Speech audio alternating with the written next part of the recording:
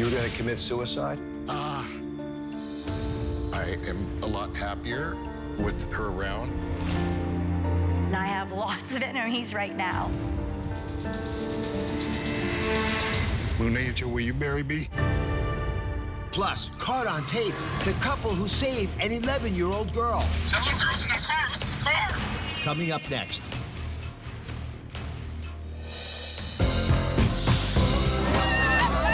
Are you ready for season 11?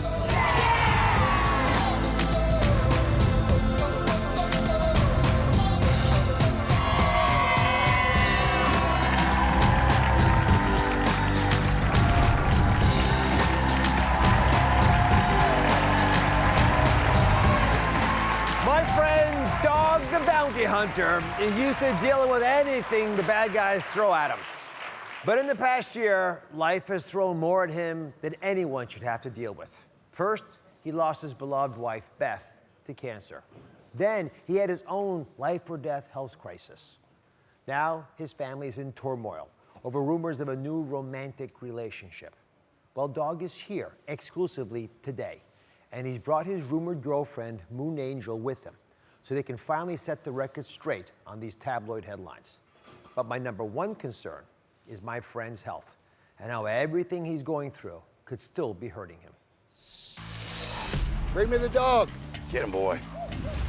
Dog the Bounty Hunter is known for his strength, courage, and compassion confronting criminals. But when he came on our show this fall, he was struggling to confront his own grief over the death of his wife, Beth. I keep having dreams her in heaven, and I snuck up behind her. I used to do that a lot. And she turned around and said, "Big Daddy, what took you so long?" I felt an immediate kinship with Dog, and when just a few weeks later he was reported to have suffered a heart emergency, I rushed to Colorado to offer my support. Hi, sir. How are you? Good. I was worried about you. Going through his medical records and examining the bounty hunter, I was alarmed. 148 over 97. Is that good? No, you know that's not good. No, I don't know. I saw in the records Dog had checked out of the hospital against medical advice. I confronted him. Why'd you leave? The truth, I got scared. I'm looking at you and telling you as a friend, you're a ticking time bomb. You aren't gonna be here with the heart the way it is right now. At my insistence, Dog did some urgent medical testing, and I brought him back in for a health intervention after his lung scan showed a pulmonary embolism. I'm worried about your cigarettes, but I'm more worried about why you're smoking. Will you commit today to seeing a therapist as soon as you go home? Just yes or no. Yes. This is your family. And those folks desperately want you around. I'm gonna quit smoking cigarettes, and I'll use any technique, again, that's not a felony, to do that. All right, I'll be here for you. Dog promised to clean up his act, but now a new obstacle is threatening his recovery. Recently, rumors have been flying that he has a new girlfriend, igniting a very volatile and public family feud. Will Dog be able to find peace with his family again? And what is all this stress doing to his fragile health? Please welcome my friend, Dog the Bounty Hunter.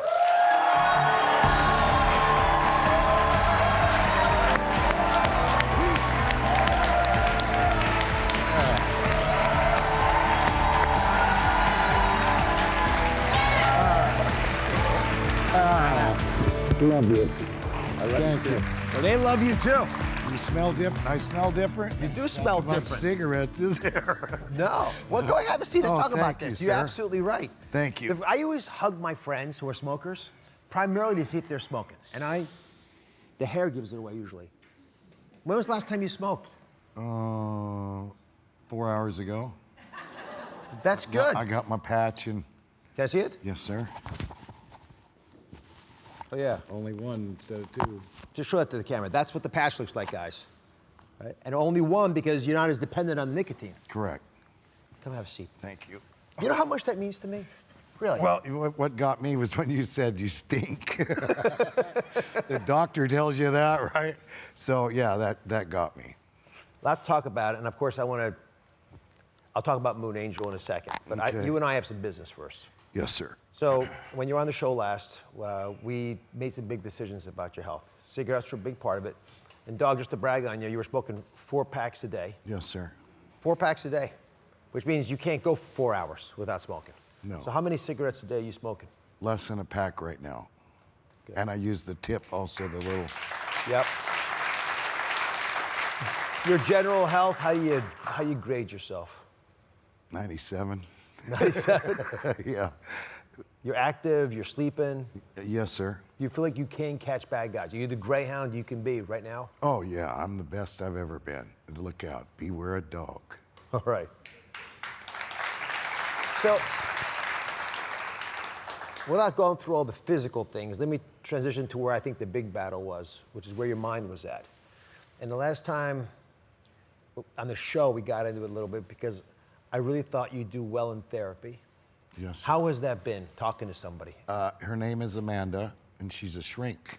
a real one. Yeah. And it's like talking to your parents and admitting stuff. So it helps. I'm a talker, so it helps me to talk. Thank you very much. So I was at a coffee shop over the weekend, and I opened up the New York Times, the paper of record, and I saw this picture. Just an unbelievable profile, front of the section, profile. And it's been 7 months since you lost Beth. Yes, sir. And in the article, you said something that I thought was very beautiful, very profound. You said, I need love. I'm needy. I'm so needy. Yeah. So there are rumors flying around that you have a new girlfriend, that Moon Angell, a longtime family friend, is your new girlfriend. Are you dating Moon? No. You're not? No, sir. Despite what all the tabloids are reporting? No, sir. They reported 3 days ago I had committed suicide again. Again. So. Oh, gosh. So let me ask you just man to man on this. Yes, sir. Do you have a desire to be intimate, to have sex right now? Well, not as much. I mean, the thought is always there, but not the need and the must-have. I've learned to love without that. Oh, I cry every time I'm on his show. But I can hang, but So what does Moon represent to you?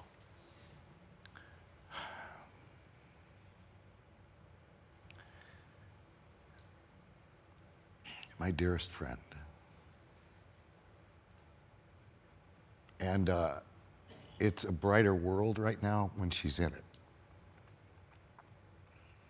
Fair enough. So Moon has been a close family friend for years. Her son, Justin, was even referred to as Dog's nephew on their reality show. But he was just arrested for violating the terms of his probation. And according to TMZ, it was because your daughter, Lisa, tipped them off, called the authorities. Sad, very sad. So why would Lisa do that to him? You know, I don't know. That's beyond my comprehension or above my pay scale. All right, well, coming up, Moon is here to respond to the shocking headlines, and she's also revealing the side of Dog she wants more people to know about. We'll be right back. Every Monday in February on Oz, cameras are everywhere, and we're bringing you shocking video of people caught in the act. Blowing through red lights. Oh my God! Get against the wall. The car began to roll over my body. The good, Come here. the bad, and the outrageous. Oh my God! Every Monday in February on Oz.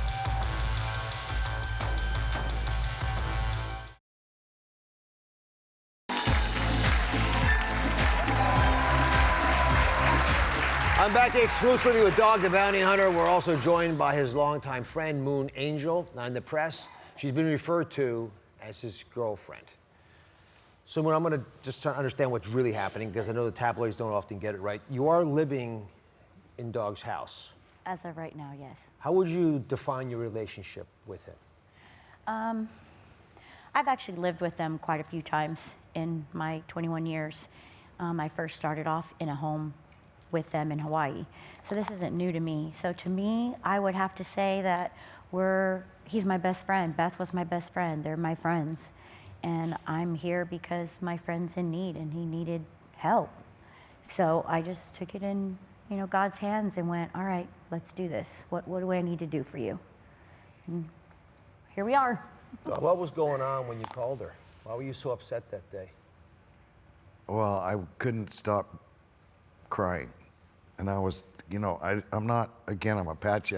Wasn't going to commit suicide with a gun or something. I was going to take a lot of pills because Beth left all her big pills there. So I thought, I just need one drink of water. You were going to commit suicide? Oh, yeah. What made you choose life over death?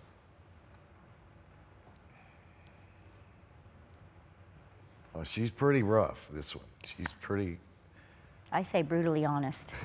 I say brutal. Brutally honest. I don't go in and out. It's one way, and this is the way we're going to do it. He needs to get going. We need to get, back on the show and get him busy again. Would you call your relationship intimate? It has to be intimate because there's a lot of powerful things going on with Dog. You appreciate why many people watching right now are thinking, if for them to be that close emotionally, there has to be a physical connection too? You want me to answer that? Yes. Yeah. Okay, no. Beth was my best friend. Duane is my best friend. I'm not crossing that line.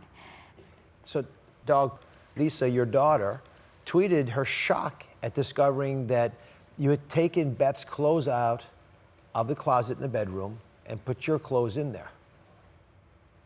So, why would you want to move into Beth's closet? Here's what happened.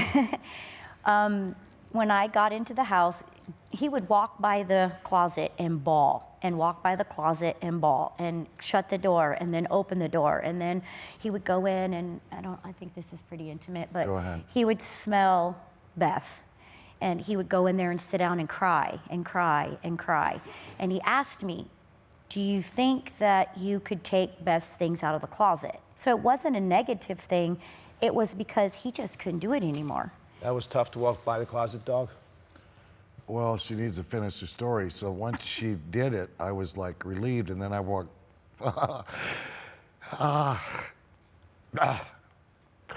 please.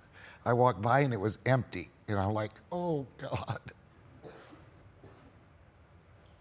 I said, Moon, put some of your stuff in there. She said, no. I said, Moon, it's an order. And she did it. Then there's a video that you post, and people, Moon and the Dog, people follow you guys really closely. It seems like, Moon, you're lying in Dog's bed, watching television. Right. So, this is the video of it. Right. So, Dog, does Moon sleep in your bed?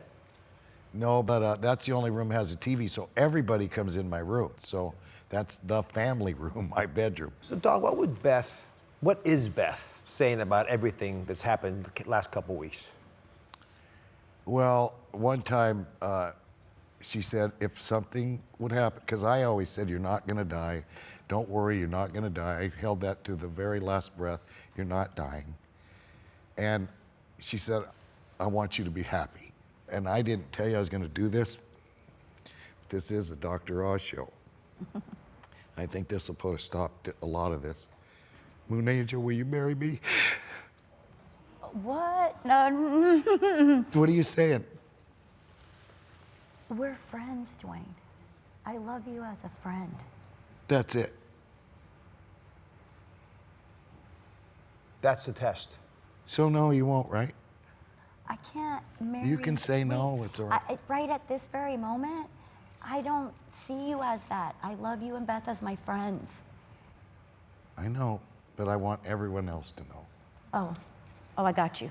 I'm like, wait a minute, what are you doing to me? I got you. I'm like, wait, what are you doing to me? Oh, my goodness. Oh, my God. So, can I bounce you from that rock to a different one? Sure. Please. How do you feel about Dog's daughter, Lisa,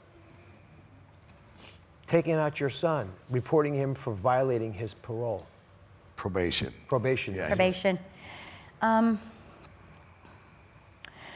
I truly believe that there's a lot of things that led up to that.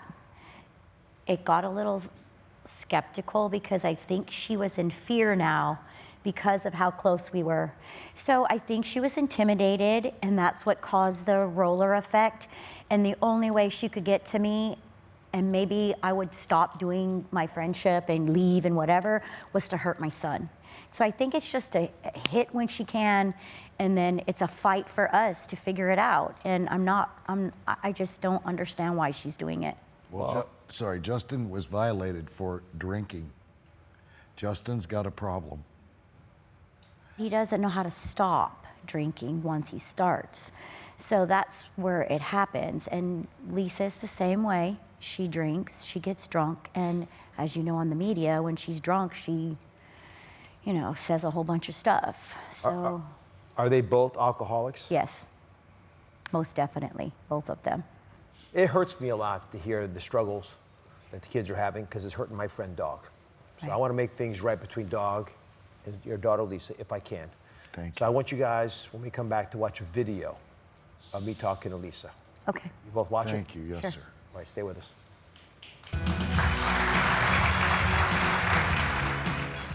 Susan Smith, still behind bars for killing her sons. She wanted to end her life. The prison guard and the affair that no one knew about until now. Did Susan Smith seduce you?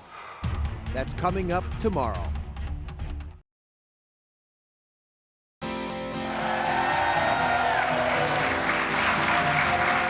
I'm back with Dog, the bounty hunter, and his close friend Moon, who's been helping him deal with the devastating loss of his wife, Beth. The shift in their relationship has caused a lot of turmoil within his family, especially his daughter, Lisa, which I really hate to see because I've witnessed the love, the deep love they have for each other firsthand. Dog, I want you to watch this if you can. It really warmed my heart. Why did you get on a plane, fly all the way here, even though your dad said not to come? There is no one in this world that was going to keep me away. I mean, I love him, and I want to make sure he was okay.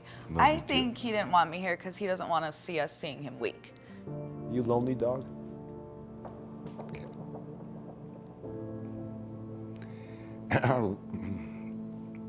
With the kids around, I don't get, but then it'll leave.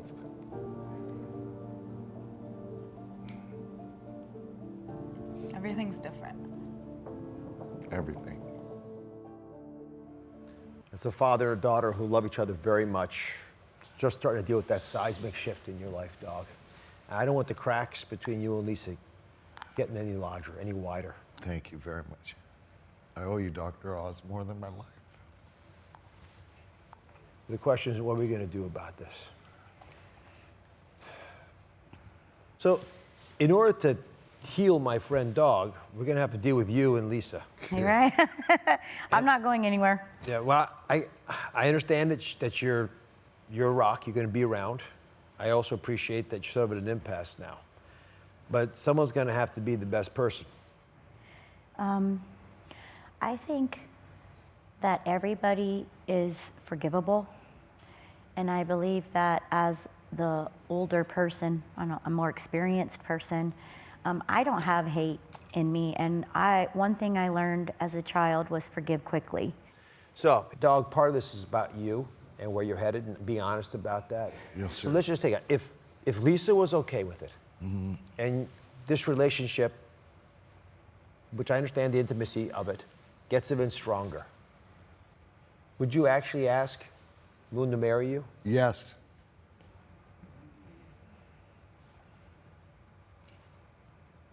Moon? I just think that Don't hurt my feelings now. I think he's an amazing human being, but I've known him before he was famous. So to me, he's my best friend and he'll always be my best friend. I don't see myself thinking past that. You can't predict the future, Right. but I suspect you're part of his future. Right. I see a lot of emotion sitting next to you. Yeah. And I studied this, okay? I do a lot of, Google is I got a college education. And a lot of guys fall in love with their wife's best friend. Every day she talks about her. And I've got to have someone that loves Beth. That's just how I am. Chikawa. Do you love Moon? Yes. Well, here's the thing about Beth, too. People don't understand that I love Beth. She was my best friend. To take it and twist it and make it ugly, I just don't understand how people can do that. I think Dog's having a different conversation. Right. So, Dog, if I can do anything to help you at any level. You have a lot. This is incredible. But I want to double down on Lisa. I didn't realize the drinking issues, and I don't want your son going through more pain either. So maybe we double down with those issues, because without those being solved, I don't think either you're going to feel comfortable doing what you really want to do in life. I want you out there catching bad guys on television. You good on that, brother? Yes, sir. Thank you. God bless you both. Thank you so much. Love you, Doc. Thank Love you too. We'll be right back. Up next, a daytime exclusive with the crime-fighting couple who helped save an 11-year-old girl from being abducted. Their dramatic pursuit was caught on tape, and they're revealing what happened in those heart-stopping minutes that you have to see to believe. This is video of an 11-year-old girl walking home from the bus before she was abducted. Police and the community worried they'd never see her again. But the quick thinking of one couple led to a dramatic chase after the alleged kidnapper's car, and a rescue that no one saw coming. Today, a daytime exclusive with the crime-fighting couple who helped save a kidnapped 11-year-old girl. Yes, it's him. This is cell phone footage taken by a couple as they chase down a suspected kidnapper. And they're doing 100 miles an hour right now. He just blew through a red light. He's blowing through red lights. He's blowing through red lights. It all started January 15th at 1:26 p.m. when Springfield, Massachusetts police received a frantic phone call. An 11-year-old girl, Charlotte, pictured in this surveillance footage, had been abducted after getting off her school bus. At 1:53 p.m., police released a social media alert. The suspect was described as a white or Hispanic male driving a blue Honda with tinted windows, a moonroof, distinctive aftermarket rims, and no front plate. By 5 p.m., police issued an Amber Alert. Calls started pouring in. One came from Benny and Amanda, who spotted the car around 6:30 that evening. I see somebody in the back seat shoving something down, and a light-skinned Puerto Rican man in a black hoodie driving. Hispanic male. Hispanic male. The couple stayed in touch with a 911 operator throughout. You're doing a great job. I want you to know that, okay? Then an alarming setback. Look for lights. Is that him? They lose sight of the suspect. No, that's not him. He got away from me. Joining us in a daytime exclusive, Benny and Amanda. First of all, congratulations. Thank you so much. Thank you. Thank you For very much. stepping up and doing something about it. But I want to understand how this all unfolded, because it is absolutely miraculous. So you saw the Amber Alert, Amanda, right? Yes. And you had realized there was an 11-year-old missing already because there'd been some social media feeds. What about the car description stuck out to you and your husband? Well, I'm married to a mechanic. So anything that has to do with cars, he has to talk to me about it. I built the cars since I was 5 years old, so this is all I know. This is pretty much cars, and it beats it in her head. So when we saw the car in the picture, it was not like a normal car. They did a lot of mods, aftermarket. Those wheels don't go to that car. That car is not at the right height. The front lip is added to it. The fog lights, just nothing matched what was supposed to go to that car. So there couldn't be more than one out in our city. So describe what happened when you spotted this vehicle, which to your eyes was not normal, but most of us would have just gone by the color and missed it. Well, our day started off really wrong. We were in the ER with our son, who was sick. The night before. The night before. We got out in the morning time, Yep. and we were supposed to go to a completely opposite grocery store. Yep. And it just so happens when we're leaving the grocery store, we're at a stop sign, and he speeds right by us. And my husband goes, "Those are the wheels. Pull up that picture." As they were driving. As we're driving, he was like, "Get on Facebook, show me that picture." So I pull it up, and we're right next to it, and we're just zooming in, and we're going through wheels, we're going through no front license plate. The only thing that didn't match was the driver. So as we took a left with him, and we got under a street light, my husband put a high beam when he was stopped, and I have cat eyes. I can see in the dark. They're green, I can see. Yes. And his tints were so dark And I seen something flaring in the back seat, something small, like they were fighting. Yep. And that's when we got on the phone with 911. And we knew this was the car, no matter what the description said. Like the driver was pushing down Yes. or flailing arms. Yes. Yep. Oh my goodness. So as a mom, what was it like to realize that this missing girl, this child, was in a car being kidnapped? At that point, we have 4 kids. And That's all that ran through my mind was that what if that was one of mine? That could be one, that's my neighborhood. That could have been my daughter getting out of school. That's my neighborhood right around the corner. So I had to do something about it. I didn't want to be the guy that made a phone call and texted a tip and said, hey, I seen that car on this road. No, I found that car on this road. Follow me, I'm following the car. Follow me, I'm going that direction. The direction the car's going, I'm right behind him. Come to me, everybody come to me. Folks, this is the power of one, or in this case, power of 2. Yes. When I talk about Betty and Amanda followed the vehicle for 8 minutes while staying on the phone with the police. And they didn't realize their 10-year-old child was recording the pursuit from the backseat. This is not their video. This is their child doing what most kids do, peering in there. What's mom and dad doing? I mean, how fast were you going, Benny? I thought at the moment I was going 100 miles an hour right behind him, but I really wasn't. I was going about 60, 65, but I was slowing down for red lights as he was going through them because, like you said, I had my kids in the car. I made sure I played it safe. I didn't get dangerous. So while you're in pursuit, the other driver notices that you guys were tailing him. That's when he started to speed up really fast. That's when he picked up high RPMs. You could hear that car screaming like it said, like, slow down, slow down, slow down, because he was screaming going down the street, in and out of cars, in between traffic cars. I mean, in between tractor trailers. He didn't care. He wanted to get away.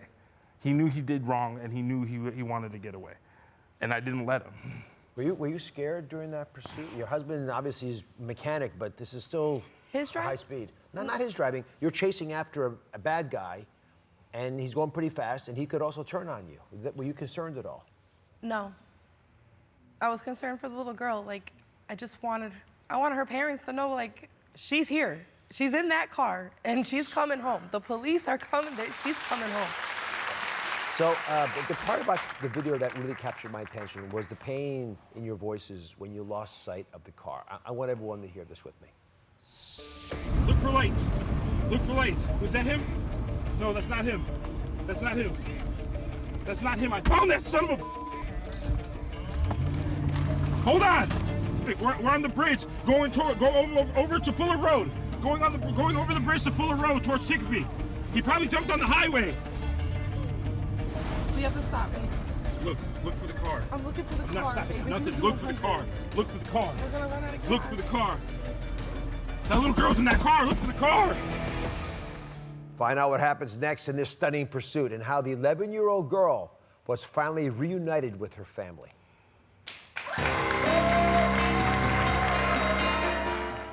Every Friday in February, it's Celebrity Superfan Takeover. Here we go! Kathy Lee Gifford, Morris Chestnut, Tia Mowry, and Susan Lucci share the stage with their favorite doctor. Only on Oz.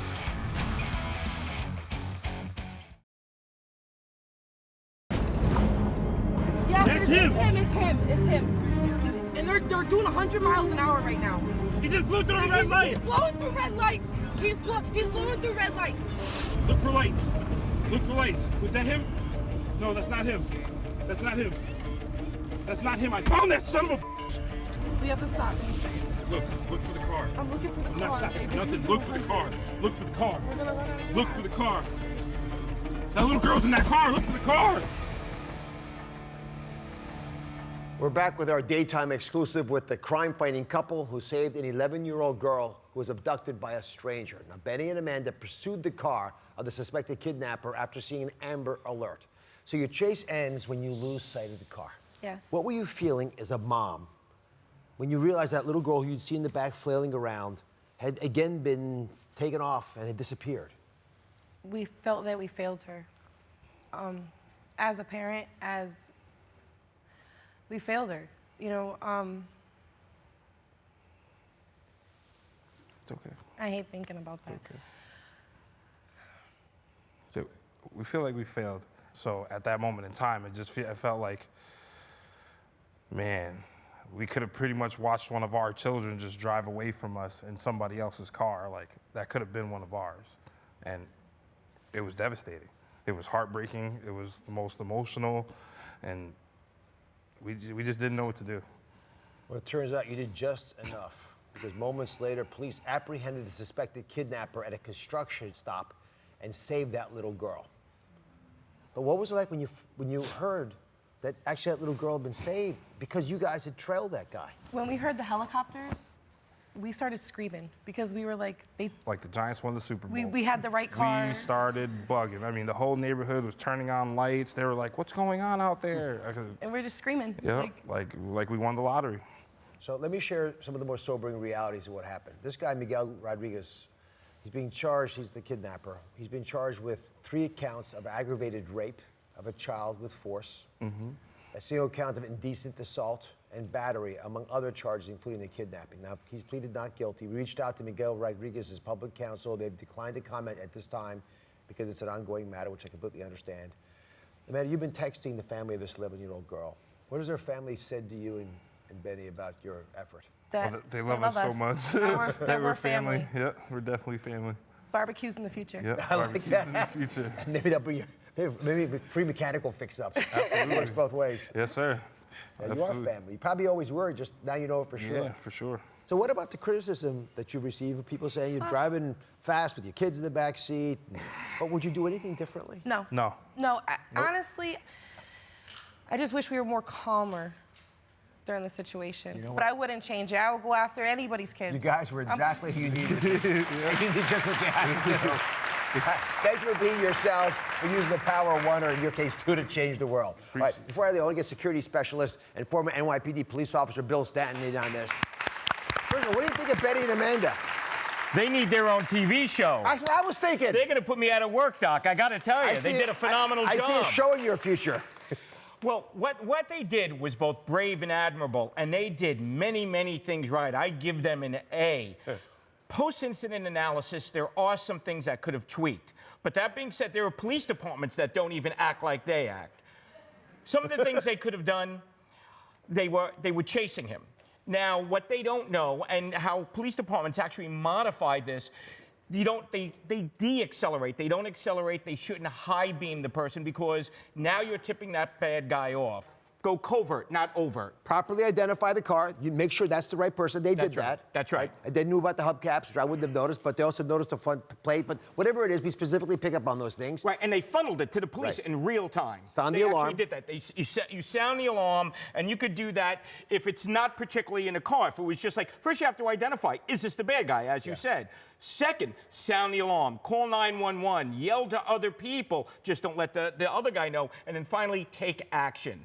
Whether it's what they did, call 911, or take kinetic action. Intervene, but know your capabilities before you do anything like that.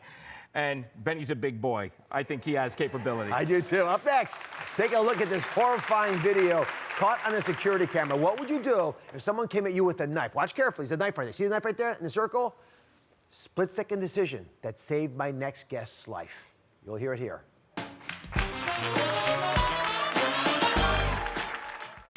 This undercover mom spent 7 days online to catch a predator. How many grown men try to make contact with the 11-year-old version of you? 52 men. 52? That's coming up on Wednesday.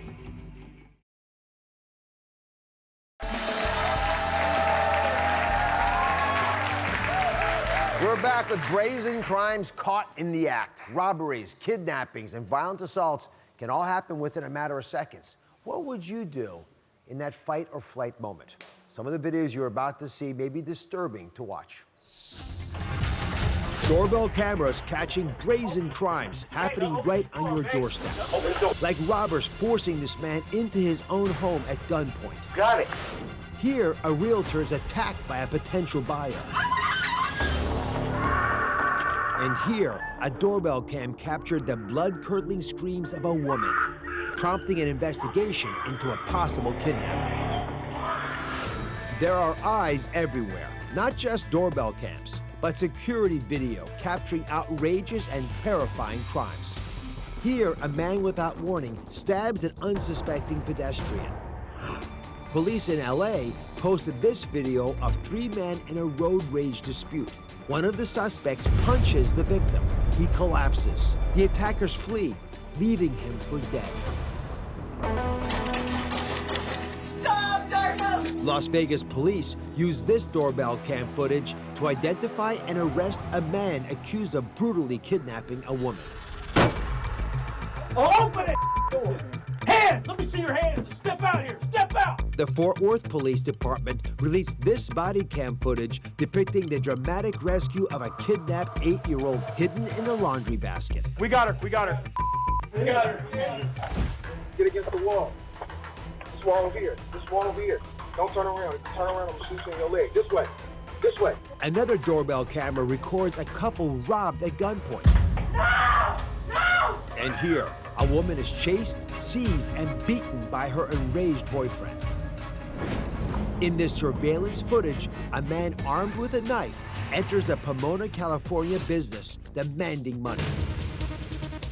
To his surprise, the lone employee strikes back with a vengeance, lunging for the knife and fiercely fighting back. Ultimately, she chases the intruder from the office. Oh my goodness. Joining us now via Zoom is Concepcion, who we just saw fight off a vicious attack. Concepcion, I don't know how you did it, but you say it was just another day at the office until this customer came in. Who was he? I was just here. I had a couple customers, and then after they left, he went ahead. He came in. When he came in, he asked me for a quote. He had a VIN number of a car on a piece of paper. It was pretty normal. When I asked him for his name or for his ID, that's when he said, oh, I can come back with all the information. He came back about 20, 30 minutes later, around 2:30, 3 o'clock. I had just finished with another customer who was buying a car. They were actually paying the guy here for the car, so they were counting about $3,000 to $5,000 in front of me. And then that's when he came back after they left, and when he came back, he went ahead next to me. He pulled out a knife. He asked me for the money that they had just given me. And I said, no. I thought a stern no was fine.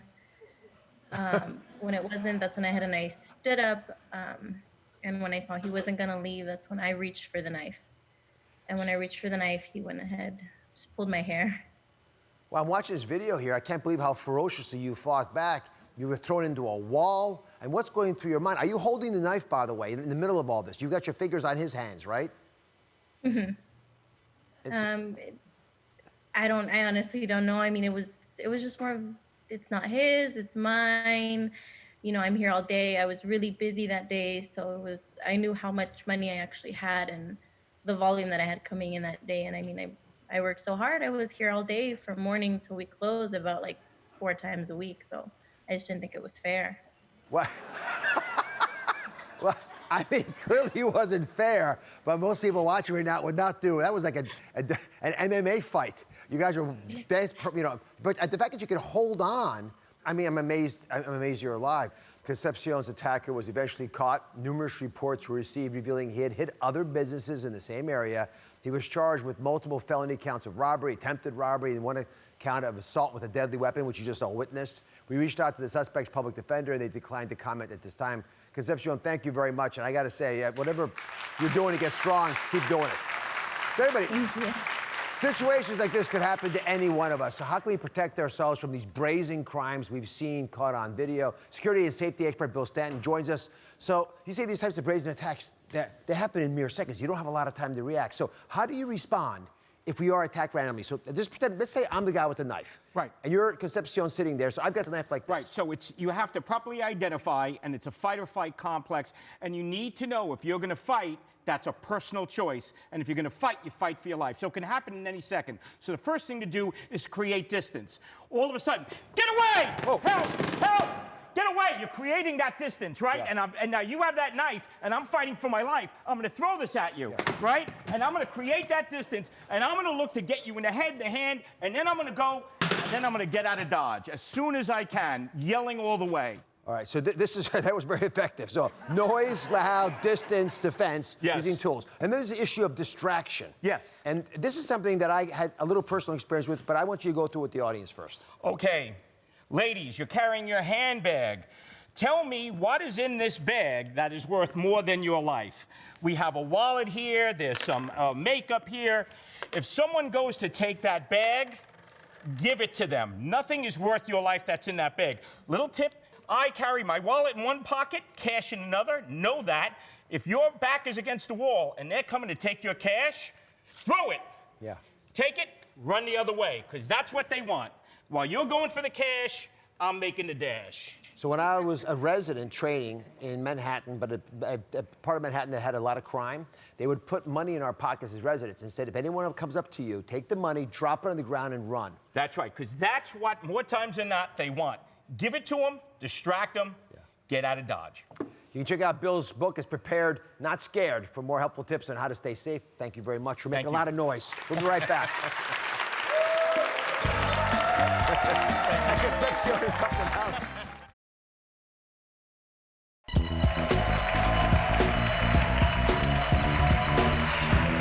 System 20 is the most successful January plan we have ever launched. And I'm so proud of all of you for your success. You are losing weight, you're sleeping more, reporting that you feel healthy again, sometimes for the first time in years. Sure, that makes me happy. But what I'm most thrilled about is that you're evolving the system to fit your real lives and coming up with these genius hacks that you're sharing with each other. Take a look at this one from Joyce. She has a secret she uses to squash her cravings that you all could use. Sometimes I get like a pizza craving in my head, and it gets worse and worse as the day goes on. So what I've been doing is meditating and imagining that I buy a whole pizza, open it up, and there's maggots in there. And that's helped. So I love that idea so much. We brought Joyce in. She's here. This is what Joyce looked like before System 20. And let's see her today. Come on out, Joyce.